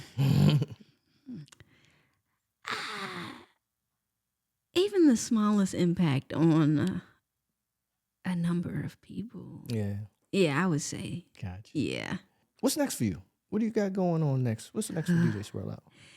Well, next year, I will be getting into the college craze. Right. I didn't want to rush it. And this is like an idea that I've been actually trying to be strategic with for over 2 years now. Right. And then I also am still working on my book. Oh, It's you an author called too? God. Yeah, this is something new. I did not know this.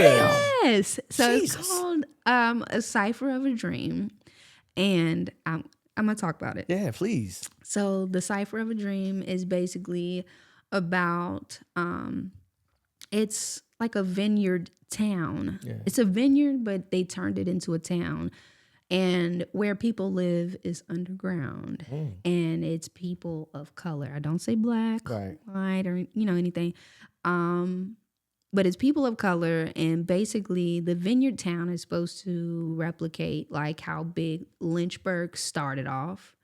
And it's about twin brother and sister. And they're the only ones who are descendants of the vineyard owners. We don't use the word slave or anything like that, but they are basically in bondage. They're scared to leave, even though they're free to go, but they're not given any resources. And so they stay because they have like their own corner stores, and they give them drugs for free without it being against the law. They have TV, but they can only watch certain programs that are more so demeaning to who they truly are as people, which they don't really know yet. But because the twin brother and sister are descendants of the vineyard owners, they can have like, when they smell, like when the wind goes through the vineyard, and they can, like the actual grapes, when they get a whiff of that smell, they have like these daydreams of like who they could potentially be, based off of talents they didn't even know that they had. So the brother, he's more so of like a musician and an artist, and he's into artistry in general, and he's good with his hands. And then his sister, she's more of like she's rebellious, and she's more of like someone who would lead like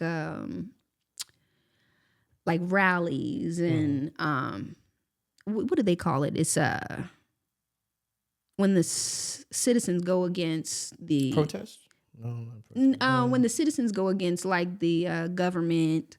Like currently right now, right? Yes. So she's basically she has these visions of leading the people and being an author, and actually writing great pieces, not just to be rebellious and to tell the truth, but for children as well, to help them with their identity.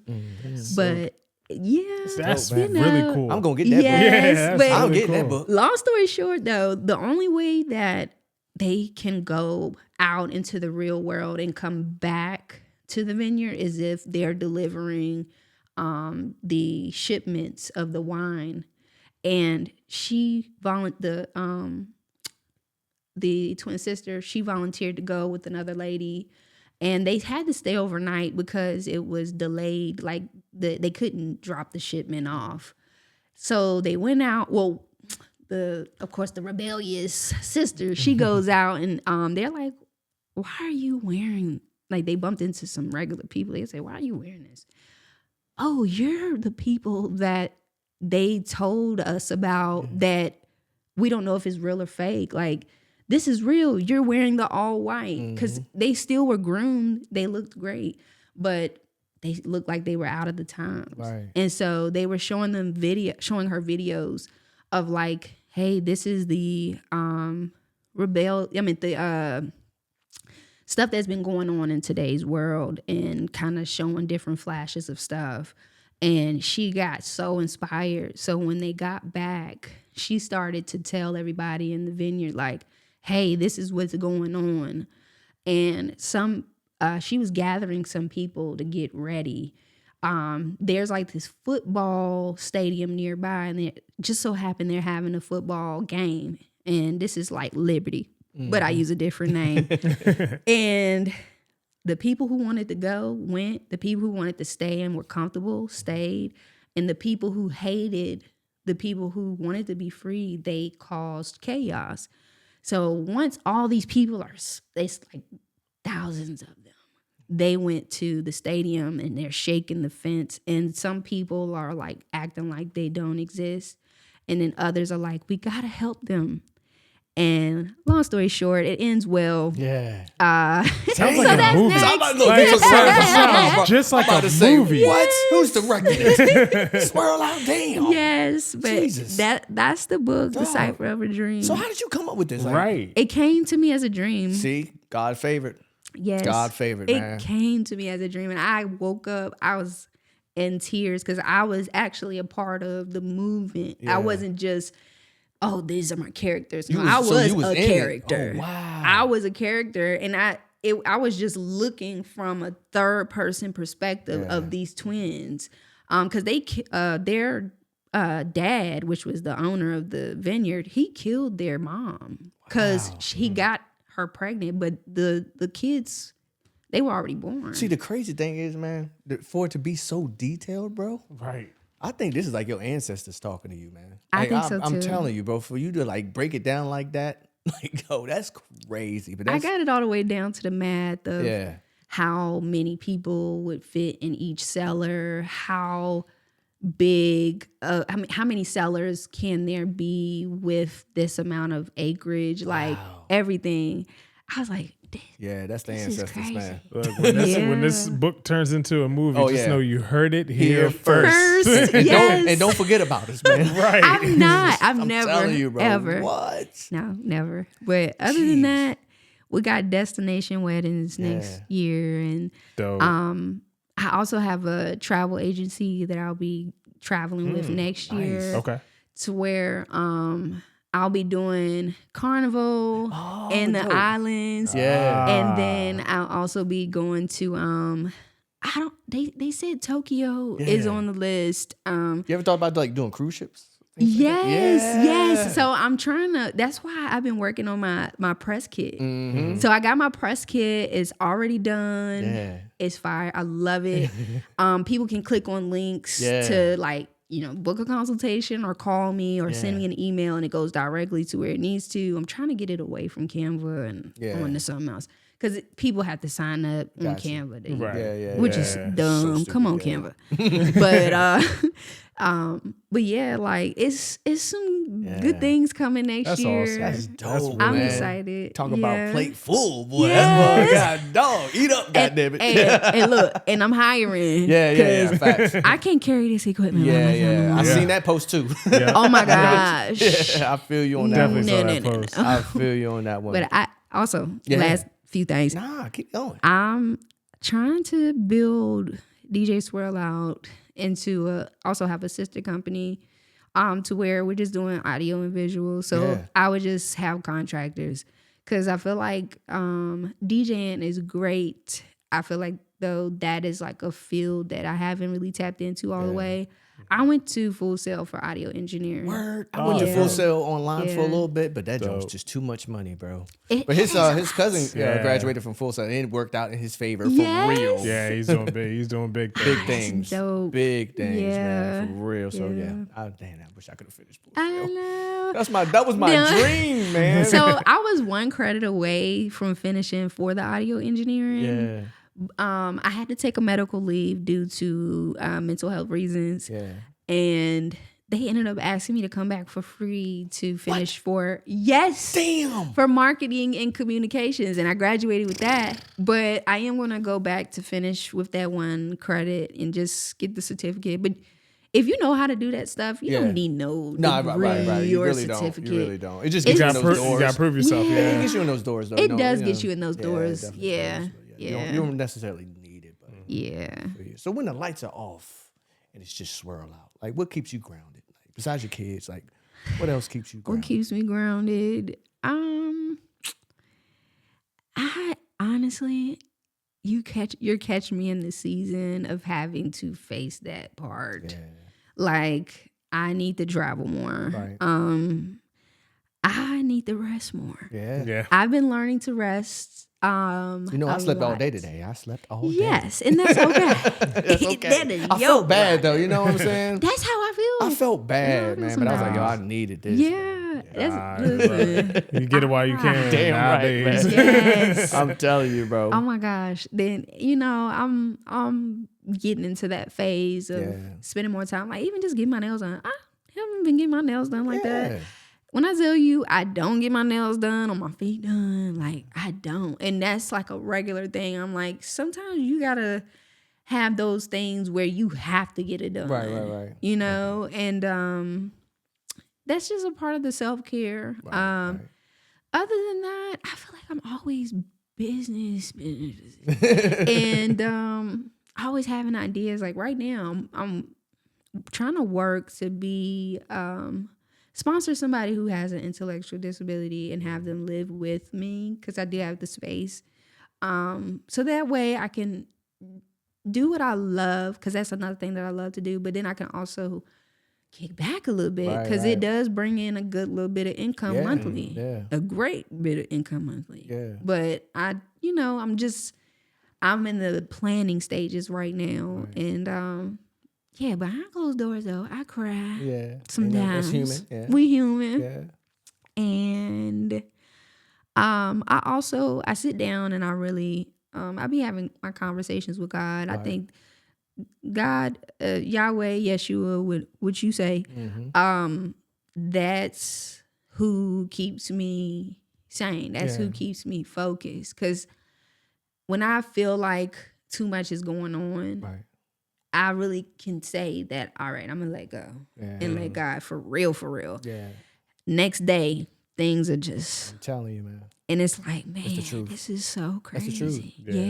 Yeah. And other than that, I've been learning to spend time with friends. Yeah. Yeah. I actually, yes. And I made this time. I was like, damn. Yeah, I'm so glad you did. I know you're busy, so I was just, I'm so glad you came out here. And I was like, I don't know. Because, we started a little later than we usually do. And I'm like, Swirlout, I'm sorry. My guy, it's good. We're going to start around like 8. My guy, he's busy. So he's got some stuff he got to do. Came straight from a live fitness class. But I'm telling you, DJ, so salute to him too. Like, he always shows up, though. So I appreciate it. But I got a question for you, because you did bring up something. We have talked offline, but you are one person that has so many like ideas. Yeah. And I know at one point, content is very important to you. We see it. You know what I'm saying? So how important is that for DJs too, especially now in this digital world? Like, how important is content on social media to stay relevant? Content is king. Yeah. Content is king.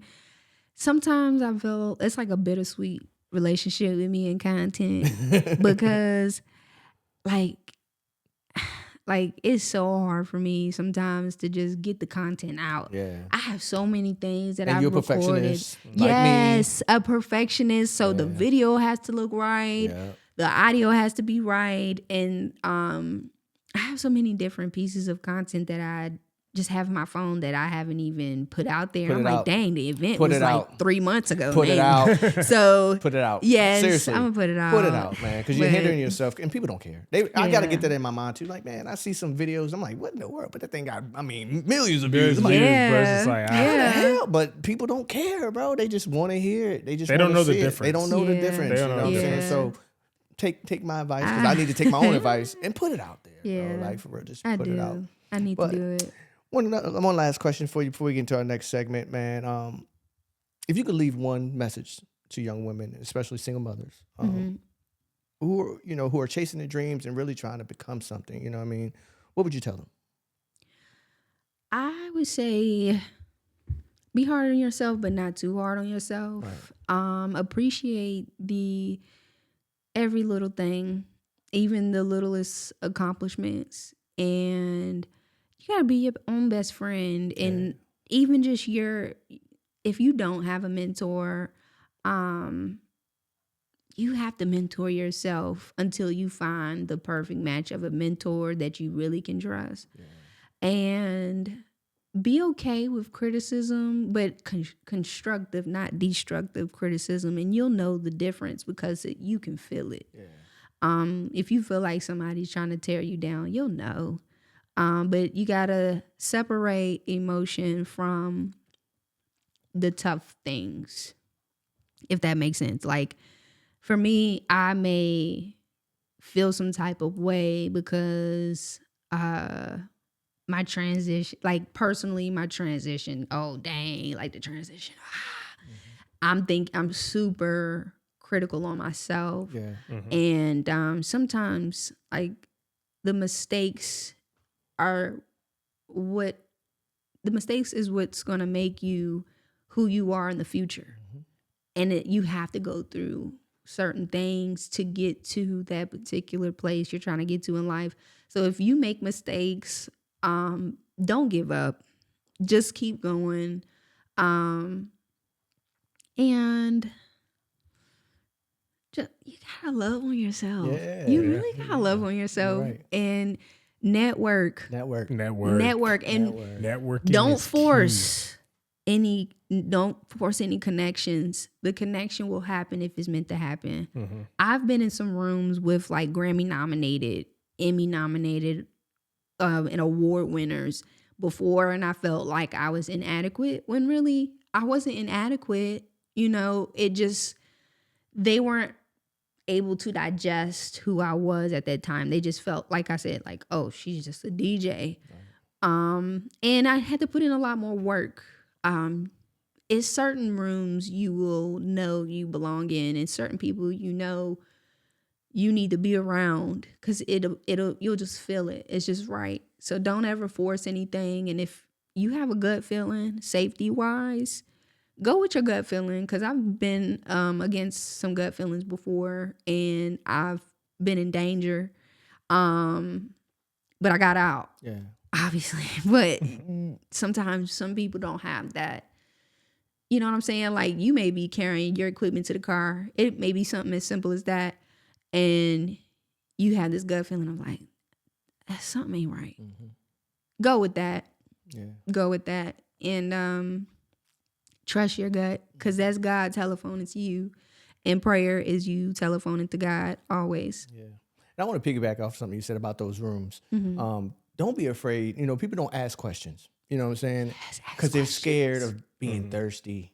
Or I don't want to seem like, when you're around those people, those big people, don't be scared to ask the questions if you want to know something. Information, you get it from them. You know what I'm saying? And I think we all are guilty. It's like, man, I know I am. And I'll be, you know, you've been around people, I've been around people, and I'm like, I don't want to ask for a picture or nothing like that because I don't want to seem thirsty. Right. But it's like, bro, if you don't know something, you don't know. You don't know. So ask people if you want. Be thirsty for information, pretty much what I'm saying. Yes. So, be thirsty for information, and don't assert your importance on anybody. Exactly. Because your importance will show. Yep. Just be okay with being the person who's just learning, the student. Don't always try to be the teacher. Amen. For sure. Yeah. So you ready for our last segment? Yes, I am. All right. So this segment is called the One Word Challenge. All right. Okay. So I'm going to call this one the female edition. Okay. All right. So I'm going to bring up some people on the screen. And you just have one word to say about each and every person you see on the screen. All right. All right. Let's do it. Goes fast.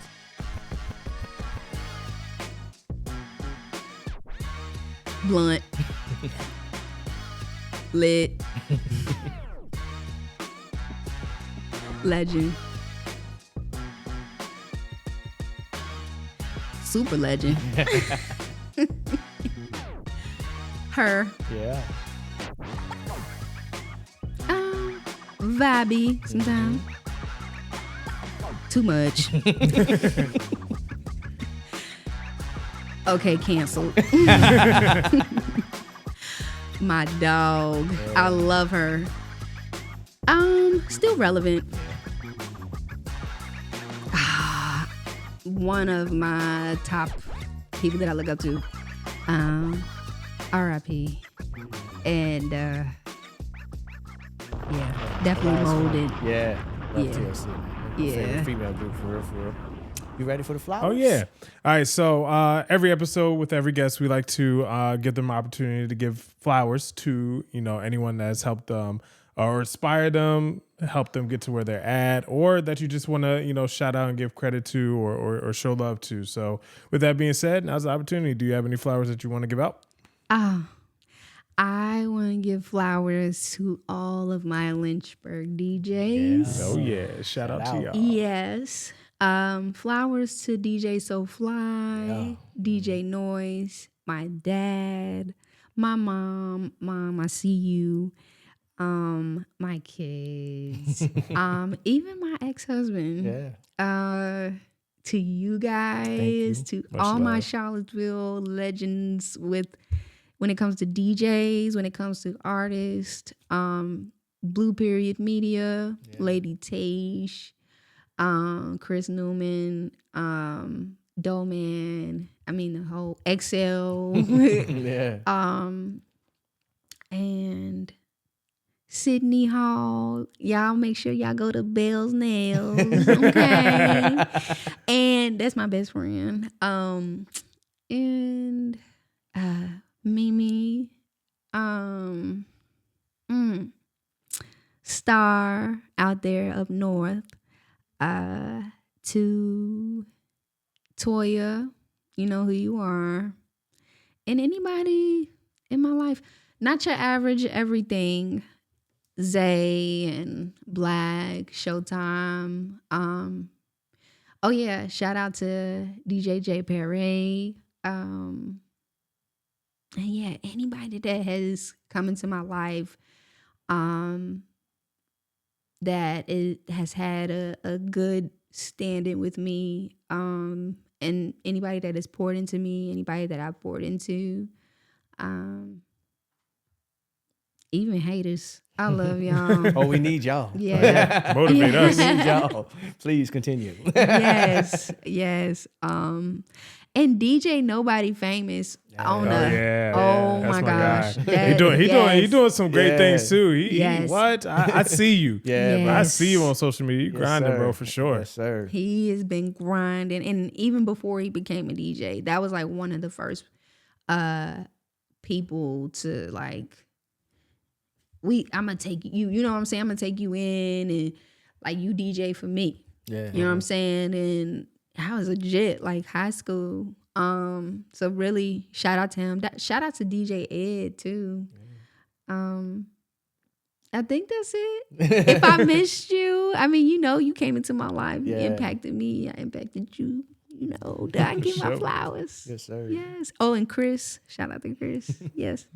So where can people find you? Social media, website, all that. Yes. So I'm on TikTok, DJ Swirlout. My website is djswirlout.com. IG is it's DJ Swirlout, ITS DJ Swirlout. Facebook is TENAEJA Garland. And also DJ Swirlout. And I think that's it. Everything DJ Swirl. Everything Swirl. You got the name. It's perfect. Yes. But Swirlout, it's been a complete honor to have you here. Yes, I know your schedule is busy, but I'm glad you made time for us today. Most definitely. Your story, I appreciate you being vulnerable and telling your story is very inspiring. I'm hoping that all the females out there sees her story and be inspired as well. Yeah. Thank you again, DJ Swirlout, for coming out. I really appreciate you. Most definitely. Thank y'all. Thank y'all. Like, follow, and share the Wattz Effect, man. I am your host, DJ Reggie Wattz. DJ Swirlout. And it's DJ W. Till next time. And we'll see you on the dance floor near you. Let's go. Wattz out.